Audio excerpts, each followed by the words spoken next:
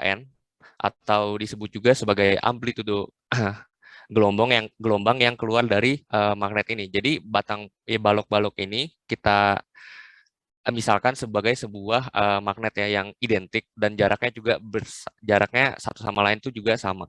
Nah, AN ini merepresentasikan amplitudo gelombang yang keluar dari magnet ini di belakang. Nah, ini yang ini nih.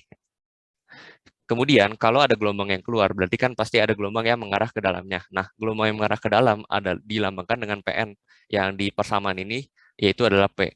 Jadi dia sebagai kalau di istilahnya itu adalah optical pump yang memompa gelombang itu ke dalam gitu. Nah, P ini nanti bakal digunakan sebagai saya sebagai parameter bifurkasi dalam penelitian ini.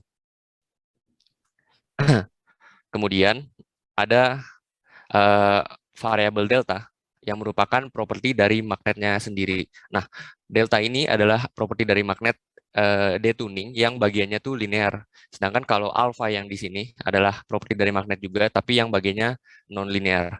Dia itu kayak konstanta non-linearity-nya. Nah, terus kenapa ini ada persamaan di sebelah alfanya tuh AN mutlak kuadrat per 1 plus AN mutlak kuadrat kali AN. Nah, ini tuh sebenarnya rujukannya dari papernya juga dipilih itu karena nilainya itu apa namanya referensinya memilih nilai satu rebel, artinya dia hasil dari segini nggak bakal lebih dari satu. Terus yang terakhir ada C. C itu dinamakan coupling strength. Itu merupakan kayak gaya tariknya antara dua magnet ini. Nah, itu tuh rumusnya sepenjara kuadrat. Jadi kalau misalnya magnetnya semakin dekat, berarti C-nya semakin besar. Kayak gitu untuk optical cavities ini. Kemudian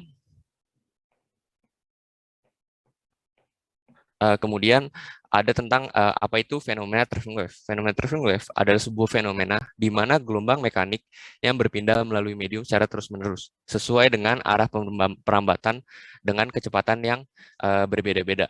Mungkin kalau untuk ilustrasi untuk fenomena traveling wave ya misalnya contoh sebagai gelombang air mungkin yang berjalan contohnya ya kayak gini gambarnya gitu. Nah, apa sih hubungannya fenomena traveling wave ini sama model optical cavities yang saya teliti itu? Jadi, apa yang menarik dari traveling wave pada optical cavities ini? Jadi, misalkan kita menembakkan cahaya nih, kayak PN-nya ke dalam suatu magnet nih, yang sebenarnya dia nggak punya daerah, yang dia merupakan sebuah daerah yang nggak mungkin punya solusi equilibrium. Jadi misalnya N ini dia nggak daerah yang nggak punya solusi equilibrium, sedangkan N plus 1 nih punya solusi equilibrium gitu ya. Nah, kalau kita misalkan menembakkan ke magnet N ini, ternyata setelah kita tembakkan itu dia eh, atau kita geser key-nya dia bakal berpindah gitu. So si equilibrium dia bakal travel jalan ke sebelah kanan gitu ke N plus 1.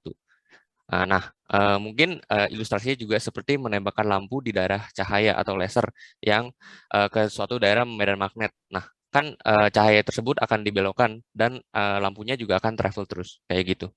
Untuk aplikasinya sendiri mungkin kayak kehidupan nyata kayak kejadiannya gimana belum ada. Namun untuk gambaran fenomena fisiknya seperti itu. Dan satu lagi tadi lupa jelasin ini ada juga key di sini. Itu tuh kalau dalam istilahnya tuh kayak beda fasenya aja. Dia tuh nggak gitu berpengaruh sama nilainya, namun kayak berbeda phase shift-nya aja gitu. Kayak mungkin sin kayak misalnya gelombang sin sama cos. Dia kan eh, kayak gelombangnya sebenarnya kayak berbeda fase aja kan. Kayak misalnya cos ditambahin digeser seperti pi per 2 dia jadi sin kayak gitu. Jadi kayak semacam beda fasenya aja.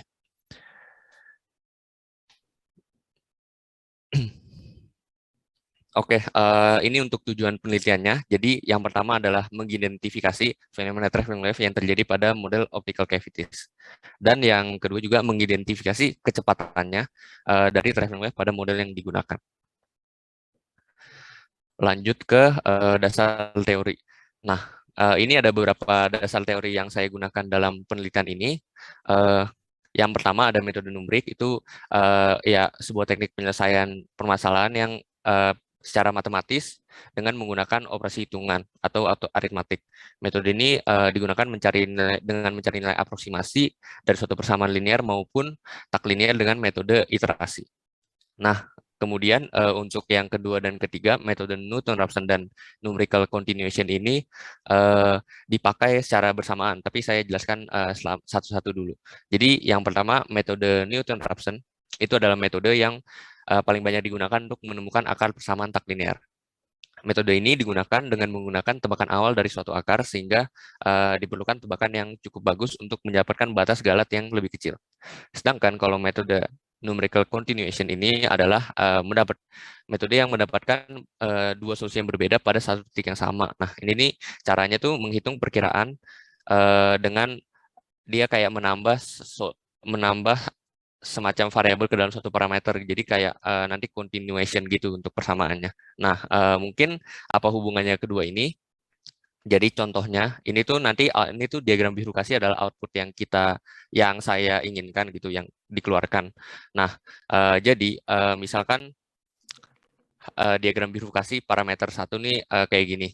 Nah, nanti kenapa apa fungsinya dari metode Newton-Raphson dan numerical continuation? Misalkan kita lihat gambar yang hijau ini adalah solusi yang uniform gitu. Nah, kalau kita lihat, misalkan kita menghitung dengan menggunakan Newton-Raphson saja gitu, misalnya di titik 3,5, dia kalau yang putus-putus tuh yang nggak stabil, sedangkan yang kayak lanjut terus tuh itu yang stabil. Nah, kalau misalkan kita 3,5 kita Newton-Raphson terus kayak kita mundur kita Newton-Raphson lagi. Nah, pada sampai di titik sekitar 1,4 ini dia kalau kita Newton-Raphson misalnya kita lanjut ke 1,3 dia bakal langsung kayak jatuh ke bawah gitu. Dan apabila kita misalnya kita mau titik yang di sini gitu, agak di bawah gitu. Tapi kalau kita Newton-Raphson saja dia juga bakal solusinya lari ke atas lagi gitu. Nah, ini gunanya numerical continuation pada sini. Jadi kalau kita menggunakan numerical continuation juga, dia bakal nyambung terus gitu, kayak kontinuasi semacam itu. Nah, jadi makanya kalau pada penelitian ini Newton-Raphson itu hanya saya gunakan pada dua titik pertama saja, dan sedangkan untuk titik ketiga dan seterusnya pada diagram bifurkasi ini menggunakan numerical continuation. Selanjutnya, yang keempat adalah ODE, Ordinary Differential Equation, yaitu persamaan diferensial yang fungsinya hanya memiliki sebuah variabel bebas. Persamaan dari model yang kita gunakan itu, yang saya gunakan ini adalah persamaan ODE karena hanya memiliki sebuah variabel bebas, yaitu variabel waktu. Nah, metode ODE ini akan digunakan untuk mencari titik equilibrium atau titik kestabilan dari persamaan model yang digunakan. Dan terakhir adalah metode Runge-Kutta. Ini metode yang merupakan efektif digunakan untuk menyelesaikan masalah nilai awal dari persamaan diferensial. Metode Runge-Kutta yang akan saya gunakan di sini adalah metode Runge-Kutta yang order keempat, dan metode Runge-Kutta ini nanti akan digunakan untuk menunjukkan adanya traveling wave. Karena Runge-Kutta akan digunakan untuk menghitung ruang kosong yang ada pada diagram bifurkasi. Contohnya kayak gimana? Ini contohnya misalnya jadi yang biru ini solusi stabil, di antara dua solusi stabil ini ada semacam ruang kosong di antaranya. Nah, bagaimana untuk mendeteksi traveling wave akan digunakan metode Runge-Kutta misalnya di titik 2,5 ini. Misalkan kita cari nanti di titik 2,5 di P2,5 ini apakah ada semacam energi traveling yang traveling ke solusi yang stabil ke kiri atau yang ke kanan. Itu guna dari metode Runge-Kutta. Selanjutnya ke analisis, ini model matematika yang akan digunakan sama seperti yang di slide pertama tadi, semacam ini, dan kemudian ini akan digunakan 3 nilai parameter, dan tiga-tiga ini didapatkan dari paper rujukan juga. Mungkin pembedanya untuk nomor 1 dan nomor 2 itu hanya beda di key-nya saja, lebih kecil kalau yang kedua, dan kalau untuk yang parameter ketiga agak berbeda di bagian imaginary delta dan bagian key-nya juga. Lanjut, ini mengenai tentang analisis kestabilan. Berikut ini adalah model matematika yang digunakan nih sama kayak tadi ya. Sebelum lanjut bahas analisis kestabilan ini, sebenarnya langkah-langkah habis dari analisis kestabilan ini cukup panjang karena agak kompleks. Sebenarnya intinya itu hanya untuk mencari matriks Jacobian dari suatu persamaan dinamik gitu. Prosesnya panjang karena sistemnya kompleks. Dan sebenarnya juga di software yang saya gunakan kan ada ya, software utama yang saya gunakan adalah MATLAB. MATLAB ini bisa mengeluarkan output Jacobian dari persamaan ini semuanya. Eh, Dia bisa ngeluarin dari semua persamaan ini. Tapi kalau kita cuma kayak ngitung dari MATLAB, kan kayak nggak tahu gitu asal usulnya dari mana. Jadi saya akan membreakdown juga menghitung bagaimana cara mendapatkan matriks Jacobiannya. Oke, lanjut. Jadi analisis kestabilannya akan menggunakan titik equilibrium di mana modelnya diturunkan terhadap T, yaitu seperti ini. Dan kemudian sebelum diturunkan akan diubah dulu model matematikanya. Jadi yang tadi persamaan ini tinggal ini sisanya dipindah ruaskan ke sebelah kanan, kemudian dikali min i agar i yang di sebelah kiri itu hilang. Kemudian lanjut langsung, kemudian modelnya bisa diturunkan terhadap T menjadi seperti ini. Kemudian juga dengan memisalkan AN plus 1 menjadi M1AN dan AN1 menjadi M2AN dengan M1 dan M2 adalah suatu operator matriks, maka persamaan menjadi seperti ini. Ini kenapa dimisalkan menjadi AN, semuanya menjadi AN dengan dikali operator matriks dan M1 dan M2 karena MATLAB sendiri dia nggak bisa menghitung gitu apa namanya AN plus 1 AN min 1 gitu. Jadi karena dia tidak bisa makanya kita memisalkan semuanya tetap AN tapi dikali suatu operator matriks yang menjadi dia AN plus 1 dan AN min 1. Yakin Jonathan MATLAB nggak bisa? Bisa dia MATLAB itu. Hati-hati. Uh, Maple yang nggak bisa Pak, maaf Pak. Jadi ya Maple yang nggak bisa dikoreksi, yang nggak bisa Maple. Jadi mungkin nanti akan dijelaskan juga gunanya Maple itu buat apa. Nah, kemudian kan dari persamaan tadi bentuk yang E pangkat I Ki sama E pangkat min I Ki itu akan ditransformasikan gitu ke dalam bentuk cos dan sin menjadi seperti dua ini. Kemudian dimasukkan aja ke persamaannya. Kemudian selanjutnya akan digunakan sifat konjugat di mana contohnya seperti ini, Z mutlak kuadrat sama dengan Z dikali Z konjugat sama dengan ini. Nah, ini gunanya untuk apa? Untuk memisahkan AN dan delta yang merupakan bilang kompleks. Jadi kita misalkan ke bagian real part sama imaginary partnya. Jadi kalau AN jadi XN tambah I kali YN, sedangkan delta M jadi delta real tambah I kali delta imajiner. Maka persamaannya menjadi seperti ini. Nah, kemudian yang terakhir, ini udah jadi persamaannya. Untuk menyelesaikannya akan digunakan metode Jacobian.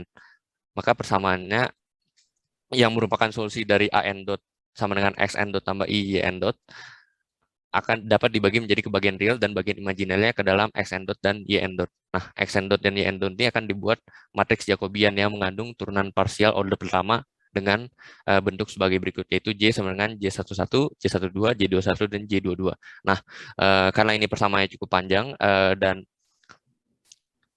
agak panjang, makanya saya menggunakan bantuan software Maple untuk menghitung ini dan mendapatkan Jacobiannya. Jacobiannya dapat dilihat sebagai berikut. Teknisnya gimana? Kalau yang J11 dan J12 itu didapatkan dari turunan XN dot terhadap XN dan YN. Sedangkan kalau komponen J21 dan J22 didapatkan dari turunan YN dot terhadap XN dan YN. Nah, berikut adalah masing-masing komponennya yang dihitung menggunakan software Maple. Ini untuk yang J21 dan J22. Setelah itu, pada model yang digunakan, kita juga akan mencari persamaan solusi bebas waktu. Dia akan memiliki solusi uniform saat ANT sama dengan A, sehingga memenuhi persamaan berikut. Ini sebenarnya persamaannya sama kayak yang di awal yang kayak panjang tadi, cuma bedanya kan karena dia bebas waktu, yang variabel kayak waktunya itu dihilangkan seperti itu. Nah, untuk kestabilan uniform solusinya pada model akan digunakan menghitung dengan menggunakan matriks Jacobian pada slide-slide sebelumnya. Baik, yang selanjutnya itu adalah penyajian hasil datanya. Ini adalah parameter satu, mungkin yang bisa dilihat semua ini untuk parameternya saya udah tulis juga di atas. Jadi output yang dihasilkan adalah diagram bifurkasinya. Untuk yang warna hijau ini adalah solusi uniform, untuk yang warna merah putus-putus ini adalah solusi tidak stabil, dan untuk yang warna biru ini solusi stabil. Nah, ini juga bentuk localized-nya. Mungkin diceritakan sedikit juga bagaimana cara mendapatkan diagram bifurkasi ini, karena sebenarnya nggak mudah, banyak trial dan errornya juga. Jadi yang pertama kan kayak seperti tadi teman-teman udah lihat semua, ada perlu juga menggunakan matriks Jacobiannya, dan juga mungkin dari awal juga perlu codingan untuk metode Newton-Raphson sama numerical continuation sampai jalan gitu. Kayak terus kemudian untuk di MATLAB ini juga sebenarnya kalau kita nggak plot tuh, kalau di plot tuh cuma satu-satu garis aja gitu, kayak ini satu garis merah doang, satu garis biru doang gitu, kayak macam-macam, terus baru nanti dijadiin satu gitu. Terus untuk ini seperti yang tadi juga, kalau codingannya salah, kayak awal-awal tuh saya misalnya di titik P sama dengan 3 ini, saya cuma dapat yang di bawah ini doang gitu. Nggak dapat solusi yang di atas yang dimau, harusnya yang solusi stabil gitu. Jadi kayak harus diubah lagi dan dicoba lagi di trial dan error, terus diubah juga mungkin nilai-nilai AN-nya atau gimana. Jadi kayak agak rumit, makanya setelah ini baru dapat hasil jadinya semua kayak gini. Terus untuk yang uniform juga kayak gitu, awalnya agak error dikit, tapi lama-lama tahu salahnya mana dan mendapatkan nilai yang bagus, dan parameter bifurkasinya seperti ini. Terus ini untuk contoh mungkin salah satu solusi localize-nya untuk parameter 1 di titik P-nya 3,2 ya. Kemudian ini untuk parameter 2 nggak beda jauh sebenarnya. Bedanya hanya key-nya doang, tapi kayak jadi lebih dekat gitu. Kemudian untuk traveling wave-nya yang mau dicari, dihitung dari mana, itu tuh kalau di parameter 2 ini, itu di antara dua solusi stabil nih, misalnya di titik sekitar 2,4 ini. Nah, itu mau dicari apakah ada traveling wave atau tidak ada gitu. Ini juga salah satu contoh untuk solusi localize-nya di parameter 2. Kemudian nih yang ketiga agak berbeda, karena nilai dari imaginary delta-nya dan key-nya berbeda. Sama ini juga untuk traveling wave-nya dicari di sekitar titik 1,5 di sini. Apakah dia ada traveling wave atau tidak gitu. Ini juga merupakan salah satu contoh. Maaf Jonathan, yang ini kayaknya belum beres dikit ya. Yang bagian apa ininya? Apa, Saya Pak? lupa mengoreksi Anda. Ini seingat Oh, saya ini ada harus. solusinya ke atas. Seingat saya ya. Sampai ke ujung. Oh, iya, Nanti iya, mungkin Pak. perlu dilengkapi. Oke, Pak. Oke, lanjut untuk langkah selanjutnya. Yang pertama adalah mengidentifikasi apakah fenomena traveling wave terjadi pada model yang saya kerjakan ini. Kemudian yang kedua, menghitung kecepatan dari fenomena traveling wave yang terjadi. Dan ketiga adalah memvisualisasikan fenomena traveling wave tersebut ke dalam bentuk heat map. Mungkin pada bingung juga bentuk heatmap tuh kayak gimana. Nah, contohnya tuh bentuk heatmap tuh yang seperti ini. Ini tuh merupakan peta traveling wave yang udah saya kerjakan sebenarnya, cuma baru satu aja, yang parameter 1 tadi. Dan ini tuh terbukti kelihatan ada traveling wave-nya, yaitu ada perpindahan energi gitu, yang warna kuning. Nah, mungkin lebih baiknya nanti kedepannya bakal dicari kecepatannya, dan juga untuk divisualisasikan lebih baik itu bisa diambil kayak frame-nya. Ini kan misalnya ini pada detik keberapa. Nah, nanti diambil tiap misalnya 5 detik gitu, nanti dijadikan sebuah video atau mungkin bentuknya dalam GIF. Ini mungkin bingung yang lain, Jonathan, sumbu vertikal dan horizontalnya apa? Iya, saya mau ngomong itu, tapi saya simpen di akhir, Pak Rudi. Oh gitu ya, ya. Saya juga bingung jadinya kalau ini. Oh iya, saya juga lupa, Pak. Apa ya? Sebentar saya Loh, cari. kok lupa?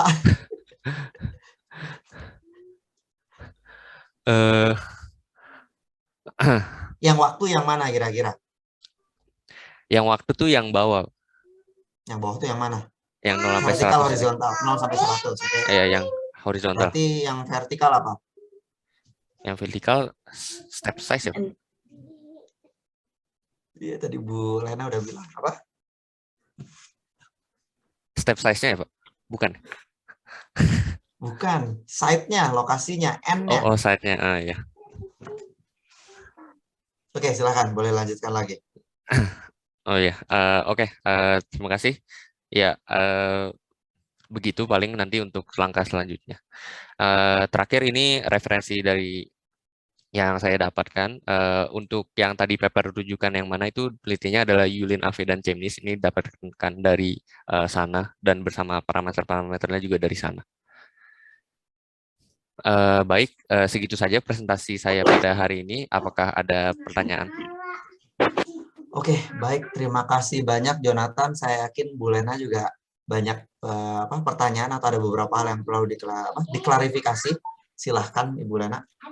Oke, terima kasih Pak Rudi. Pertama, saya puji dulu presentasinya. Saya cukup menikmati Pak Rudi. Jadi dijelaskan dari awal. Mungkin karena saya orang applied banget. Jadi dijelaskan dulu persamaannya itu apa gitu ya. Jadinya saya bisa ke belakangnya mudah mengikuti. Nah, tadi kayak AN itu apa? Boleh ke slide awal aja dulu. Oh iya, boleh. Ya. Jadi kalau presentasi buat semuanya, kalau misalkan bekerjanya hanya pure dari persamaan, ya at least diberikan gambaran persamaan atau variabel yang digunakan, itu menggambarkan apa saja. Jadi tadi AN itu adalah amplitudonya, terus kemudian di sini dijelaskan tadi deltanya itu apa, alfanya apa, dan C-nya itu apa. Pertanyaan saya pertama, saya nggak tahu typo atau enggak, Jonathan.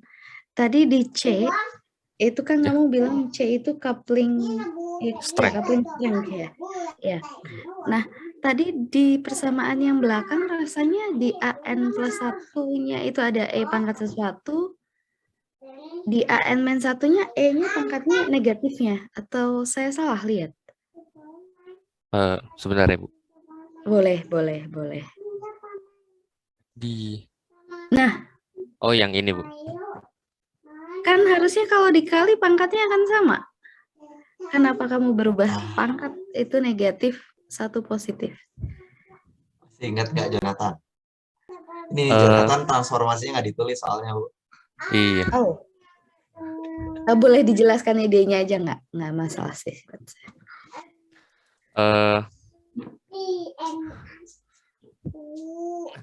Jadi itu sebenarnya dia menggunakan transformasi dari AN ke pangkatnya AN pangkat AN E pangkat IQN kan, kayak yang tadi di awal kan juga P-nya pangkat P dikali E pangkat IQN. Nah, nah kemudian kan dia kan ada di persamaan, kalau yang di tengah-tengah sini kan ada AN plus 1, ada AN minus 1 sama AN. Nah, karena dia kalau yang ke depan itu makanya beda fasenya, Q-nya itu jadi tetap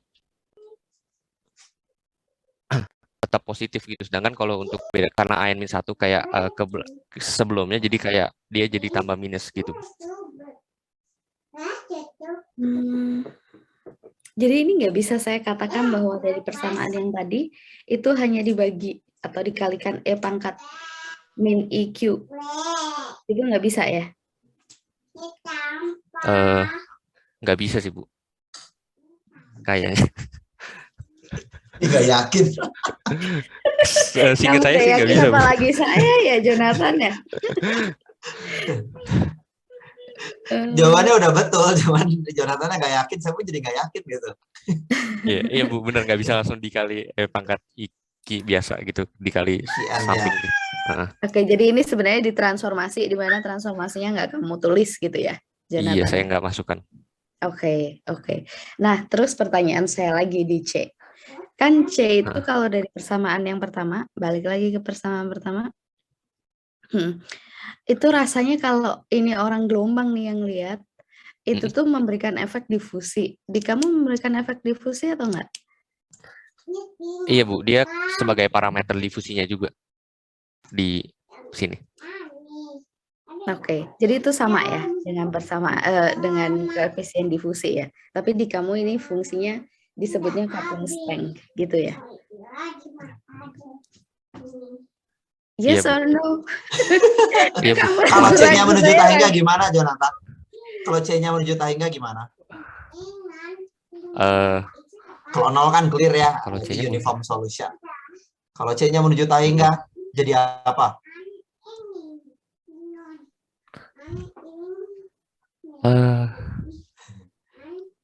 Tadi Bu Lena Apa bilang. juga saya, Pak. Apa ya? Itu yang ditanyakan Bu Lena. Dia jadi difusi dong. Oh, dia jadi Ini kan iya tadi jadi apa? C difusi kan gitu. Anda bilang seperjarak kuadrat kan? Jarak kuadrat. Heeh. Iya, betul. Kan di difusi ini kan seperti hampiran turunan kedua kalau Anda perhatikan. Laplacian term. Oh, iya ya. Heeh. Bener. Nanti lupa lagi dia. Oke, jadi itu sebenarnya mirip difusinya gitu ya. Kalau magnetnya makin jaraknya makin lebar, berarti C-nya makin bentar. Kalau jaraknya makin Yang makin lebar, lebar, C-nya makin kecil, Bu. Kan seperjarak kuadrat. Oh betul, ya, betul, betul, Oke, betul, sip, logis. Oke, next. Saya clear di sini. Oh, stop. Sebentar. sorry. Apa-apa, Q Bu. itu Tenang. tadi mau katakan beda fase ya, Jonathan? Iya. Kan itu Iya. kayak external force gitu ya bagi saya, PEIQN. Iya, Terus betul mau sekali, Bu. mengatakan Q itu beda fase. Beda fase di mananya ya? Karena kalau saya mikirnya pangkat IQN, N-nya itu spasial, bayangan saya kayak amplifikasi, Pak Rudi. Tapi kenapa ini jadinya beda fase? Boleh dijelaskan nggak? Jadi Ini kalau ngetes pengantar analisis kompleks sekali ini. waduh. Iya, jadi Pertanyaannya kalau bagus, Bu. kalau di penelitian ini, jadi Q itu beda fase tuh kayak gimana ya? Kayak sebutannya itu kayak rotational gitu, Bu. Jadi kayak misalnya dia nilainya gimana nanti kayak bakal apa ya namanya? Kayak berputar gitu. Jadi kalau misalnya tadi di diagram biru kasih saya gitu. Nah, kalau mungkin Ibu udah pernah dulu kan menguji yang teman saya yang Enrico itu. Nah, kalau Ibu mungkin ingat di diagram bifurkasi dia tuh nggak ada bolongnya gitu, Bu. Kenapa? Karena pada persamaan dia modelnya sama tapi key-nya itu dianggap 0. Jadi kayak nggak ada kalau di saya karena key-nya ada jadi kayak berputar, jadi nggak ada yang di sini tuh bisa ada yang kosong gitu, Bu. Jadi kayak rotationalnya gitu. Oke, saya potong sampai sini ya. Memang betul pengaruhnya ke diagram bifurkasi, cuman sayangnya itu bukan jawaban yang tepat gitu. Kenapa? Ya, saya paham kalau orang lihat selewat, mungkin kembali lagi ke persamaannya yang force tadi, external force, betul sekali ya. Ini kalau yang seperti Bu Lena sekali lihat pasti mikirnya, oh ada eksponensial, berarti ini external force-nya akan blow up gitu ya. Cuman apa yang terjadi? Apa yang terjadi dengan E di sini? Dia kan dikasih I. Kalau I normnya atau modulusnya itu maksimum berapa ini? E pangkat IQN itu modulusnya berapa? Panjangnya berapa? Pak Rudi lebih tega dari saya. Oh gitu ya, Bu? Enggak, Bu.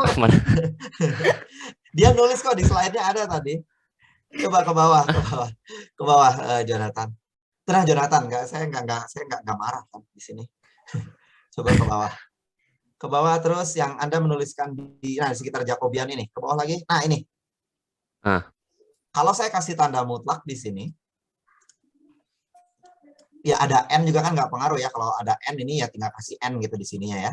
Iya. Norm dari ini berapa?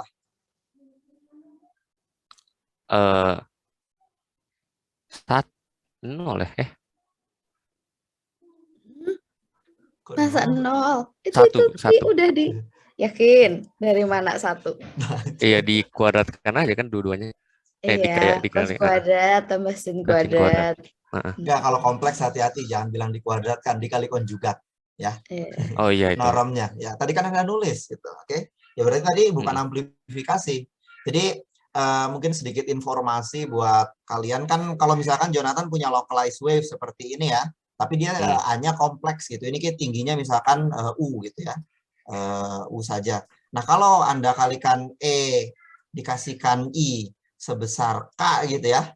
K-nya ini adalah phase shift-nya sebetulnya. Jadi dia bergeser sebesar K. Betul kan ya, Bu Lena ya? Betul. Saya takutnya salah. Betul, betul. Ini pergeseran sebesar karena ada I-nya tadi, Jonathan. Itu yang dimaksud Nah, dengan pertanyaan saya sekarang Pak Rudi, saya lanjutin. Q Ya. kamu real atau kompleks? Real, bilangan real. Bilangan real, apa yang terjadi kalau kompleks? Oh, Wah, wah. Dari strukturnya iya, aja, dari dilihat aja, strukturnya. dilihat ya, Dari dilihat persamaannya strukturnya. aja. Apa yang terjadi kalau Q-nya kompleks? Katakan QR, real, plus I, I gitu, Q imajiner. Nah, apa yang terjadi saat kamu punya kompleks?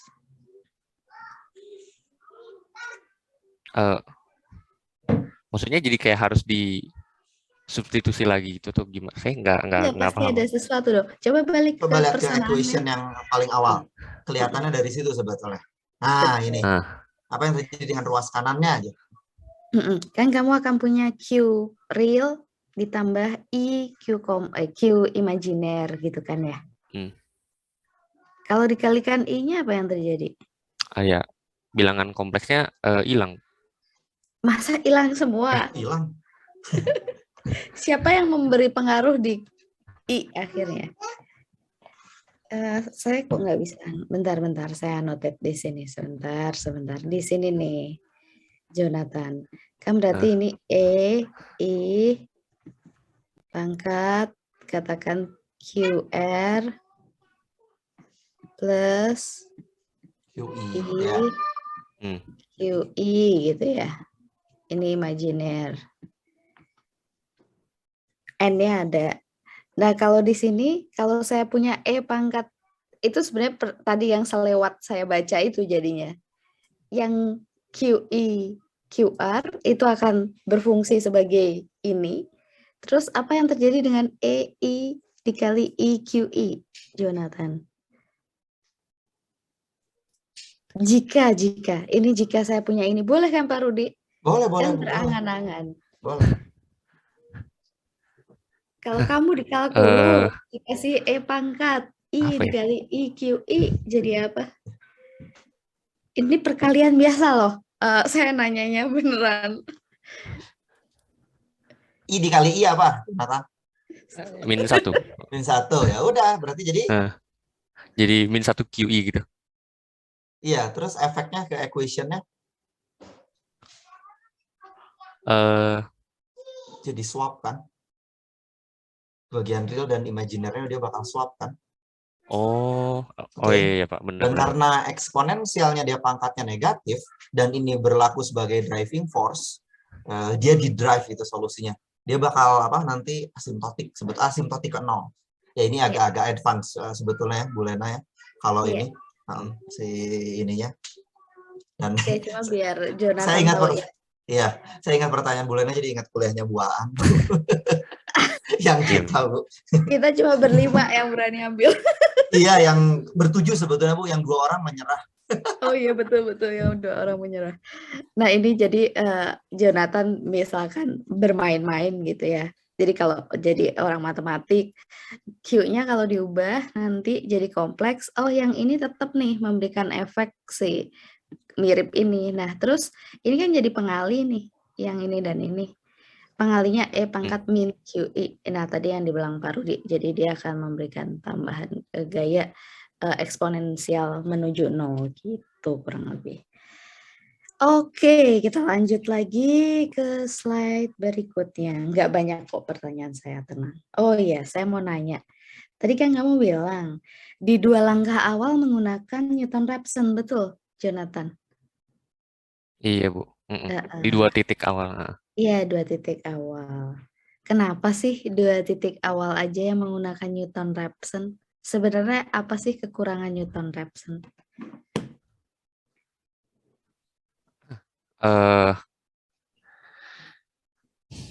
Jadi kan kalau metode Newton-Raphson itu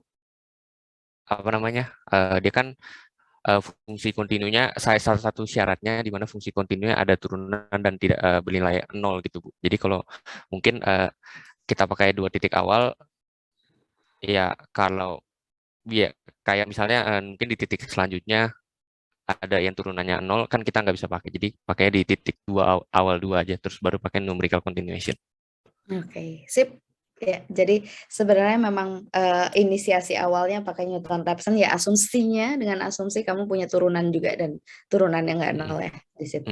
Karena Newton-Raphson akan gagal di yang punya turunan 0. Oke. Terus ini tadi numerical continuation-nya emang nggak dijelasin ya Pak Rudi ya? Nah, itu saya juga mau komentar. Saya lupa menyuruh Jonathan untuk memasukkan lebih detail. Mungkin nanti ya buat di seminar 2 Jonathan harus lebih detail kan tadi Jonathan hanya cerita bilang bahwa ini mendapatkannya coba-coba banyak parameter yang di-adjust segala macam gitu. Memang betul, ini menghitung ini tuh hampir setengah semester, cuman sayangnya effort Jonathan tidak dimasukkan gitu ke sini. Nanti ya terima kasih Bu masukannya.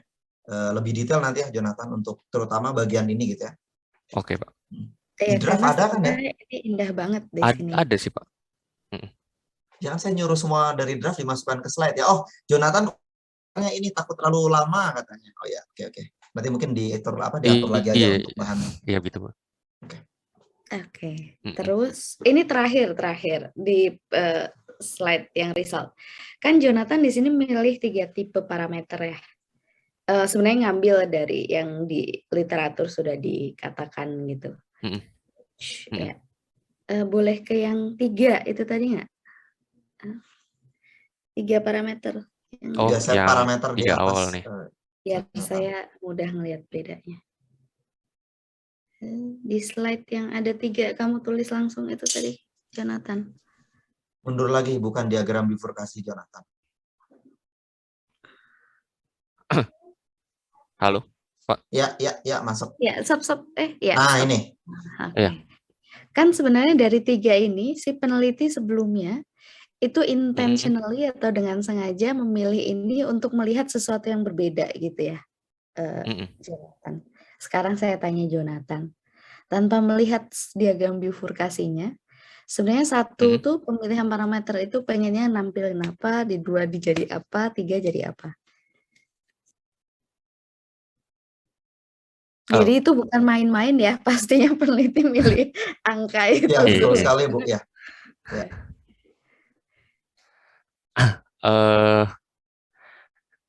Kalau untuk 1 dan 2 tuh sebenarnya mungkin kalau saya mikirnya ya Bu, kalau untuk yang 1 kan mungkin dia misalkan menetapkan yang pertama tuh sebagai kayak standarnya kayak dari ya tanpa melihat gambarnya, mungkin kalau dibayangin tadi dari gambarnya kan kayak dia kelihatan agak jauh gitu, kayak ada space kosongnya. Sedangkan mungkin kalau yang 2 tuh dia pengen tahu gitu apa efek key itu berpengaruhnya gimana gitu, dan kelihatan juga ternyata malah jadi kecil gitu. Kalau untuk yang ketiga mungkin dia kayak pengen nyobain bagian delta imaginary yang lain, mungkin seperti itu. Kamu jawab mungkin, saya makin mungkin juga di kepala. Oke, 1 dia naruh parameter nih. Oh, dia masih jauh, ada hole-nya masih jauh. Kemudian Q-nya diubah. Q-nya kan tadi mengatakan beda fasenya. Beda fasenya dikecilin nih, sebenarnya gitu kan ya. Ini jadi saya jawab ya Pak Rudi ya. Saya tuh emang kalau jadi penguji kadang jawab sendiri. Q-nya dikecilin. Jadinya ya otomatis harapannya makin kecil. Coba lihat gambar kamu. Coba lihat gambarnya. Confirm nggak itu? Jadi untuk semuanya yang TA, kalau mengambil parameter, itu sebenarnya peneliti pasti secara sengaja dia mengubah nilai itu dengan tujuan tertentu. Nah, itu dilihat kelihatan ya. Jadi ya jelas beda fasenya dikecilin. Ya itunya harapannya makin kecil. Jadi sebelum kamu ngerunning, bahkan begitu kamu tahu oh Q itu apa sih, makanya tadi kamu jelaskan di depan tuh bagus, delta tuh menyatakan apa, alpha apa, Q apa. Nah jadi saat Q diganti, oh beda fase nih, artinya ya aku harapannya harus lebih kecil. Saat enggak artinya numeriknya salah gitu ya. Apalagi orang numerik itu selalu mengeluarkan hasil, udah pasti itu. Nah tapi kita harus punya intuisi dulu, hasilnya bener nggak sih, gitu kurang lebih. Oke, nah kemudian Jonathan coba nggak dengan delta yang tetap, delta kan ya itu, delta atau sigma sih, delta ya? Delta. Dengan deltanya tetap, delta tadi menyatakan apa? Saya lupa. Properti dari magnetnya, Bu. Oke, kalau Itu nih. deltanya tetap, Q-nya kamu kecilin 0,1, apa sih yang terjadi? Makin nyambungkah? Kan itu di ketiga masalahnya Q-nya, deltanya diubah ya udahan. Mm-mm. Saya penasaran apa yang terjadi saat deltanya tetap, Q-nya dikecilin. Jadi istilahnya itu sensitivity analysis ya, sebenarnya kita mengubah-ubah parameter untuk melihat seberapa sensitif sistemnya berubah gitu ya. Jadi next-nya mungkin ini masukan aja ya Pak Rudi ya. Jadi Jonathan bisa keluarkan di selanjutnya. Ini kan sebenarnya masih seminar 1, jadi saya masih oke tuh Jonathan mengeluarkan parameter-parameter dengan mengikuti literatur. Tapi untuk yang kedua saya harap Jonathan bisa keluarkan kalau Q-nya berubah, itu sebenarnya yang lain tetap dulu, Q-nya berubah. Terus kemudian Q-nya tetap, deltanya berubah, apa yang terjadi? Bisa juga alfa yang diubah gitu. Nah terus apa? Mungkin nggak delta itu tandanya diganti? Apa yang terjadi jika delta realnya yang positif, imaginarnya yang negatif, atau keduanya positif? Boleh dijelaskan?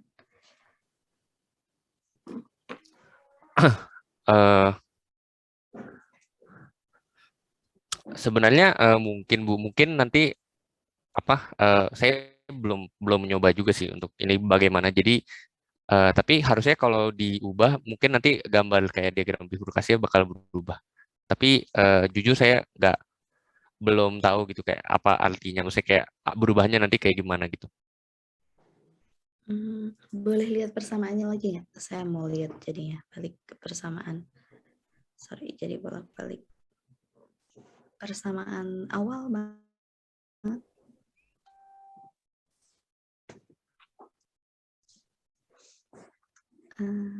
Yang ini.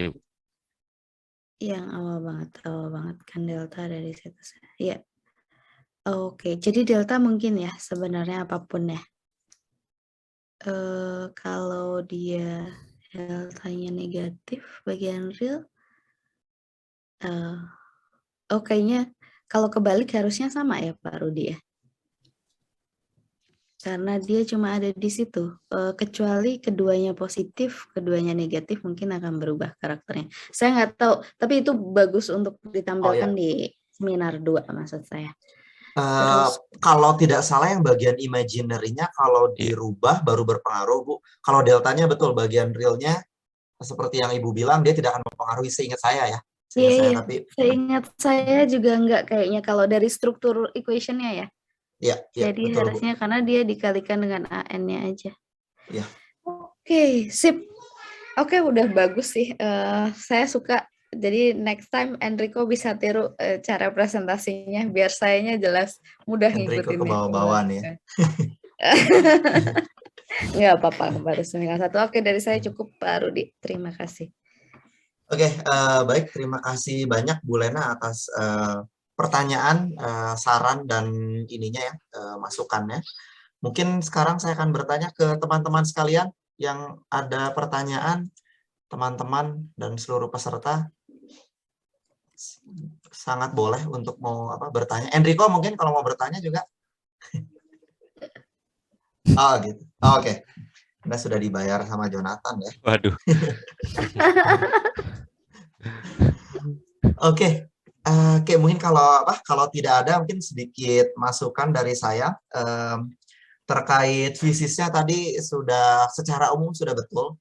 Cuman sedikit koreksi sebetulnya ketika mencari traveling wave yang Anda lakukan sebetulnya Anda itu kan mencomot satu solusi itu ya, satu solusi lokal gitu ya, dalam kondisi equilibrium setelah menembak si laser, outputnya diukur, si outputnya itu disimpan sebetulnya.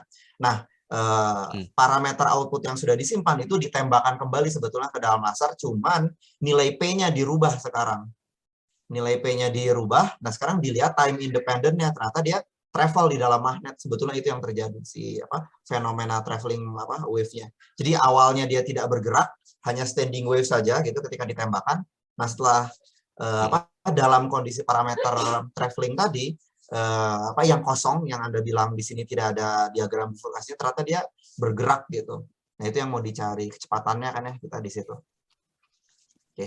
Iya. Saya hanya mau menambahkan sedikit di situ. Dan nanti yang diagram penjelasan diagram bifurkasi, kalau saya hanya ingin per detail, tapi karena Bu Lena pengen melihat efek ininya, sepertinya Anda akan menghitung lebih dari satu diagram bifurkasi biar nanti terlihat analisis sensitivitasnya ya. Tadi apabila Iya. saya dan Bu Lena mengklaim bahwa real delta bagian real delta dirubah positif negatif tidak berpengaruh, apakah betul gitu ya? Nanti dilihat dari hasil simulasinya dan tentu saja parameter yang lain. Oke, baik, itu saja paling tambahan dari saya. Terima kasih banyak Jonathan dan Bu Lena. Mari kita berikan applause, apresiasi kepada Jonathan. Yeay. Yeay, selamat Jonathan. Makasih Semangat, Bu. terusin buat yang kedua. Ya. Iya. Oke, kalau begitu mungkin saya minta seluruh peserta untuk keluar. Saya dan Bu Lena mungkin akan diskusi sebentar.